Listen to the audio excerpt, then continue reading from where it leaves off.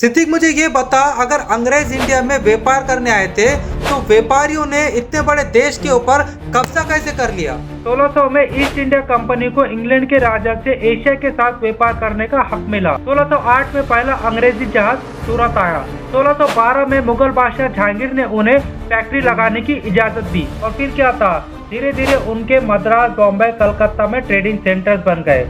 मतलब शुरुआत में अंग्रेज सिर्फ कपड़ा, मसाले और चाय लेने बेचने ही आए थे। अगर ऐसा है तो फिर उन्होंने कब्जा कब किया? 1707 में औरंगजेब की वफात के बाद मुगल सल्तनत कमजोर हो गई। देश में अलग अलग नवाबों और महाराजाओं की लड़ाइयाँ चल रही थी। अंग्रेजों ने इसी का फायदा उठाया। एक राजा को दूसरे के खिलाफ सपोर्ट करते और बदले में जमीन, पैसा और ट्रेडिंग राइट ले लेते।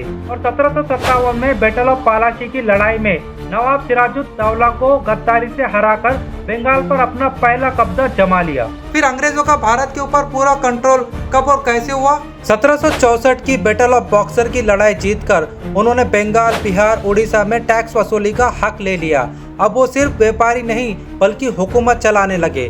धीरे धीरे उन्होंने मैसूर, मराठा और पंजाब तक सब अपने कब्जे में ले लिया। फिर भारत को अंग्रेजों से आजादी कब और कैसे मिली? 1857 में पहली जंग आजादी हुई, जिसमें सिपाही और आम लोगों ने मिलकर लड़ा, पर अंग्रेजों ने इन्हें दबा दिया। उसके बाद ब्रिटिश सरकार ने ईस्ट इंडिया कंपनी को खत्म कर दिया और भारत को सीधे ब्रिटिश क्राउन के अंदर डाल दिया। अब भारत जो है वो ईस्ट इंडिया कंपनी के हाथ में नहीं, मतलब ब्रिटिश राज्य का हिस्सा बन गया। और फिर गांधी जी और क्रांतिकारियों की बलिदान और 90 साल की लंबी लड़ाई के बाद 1947 में भारत आजाद हुआ।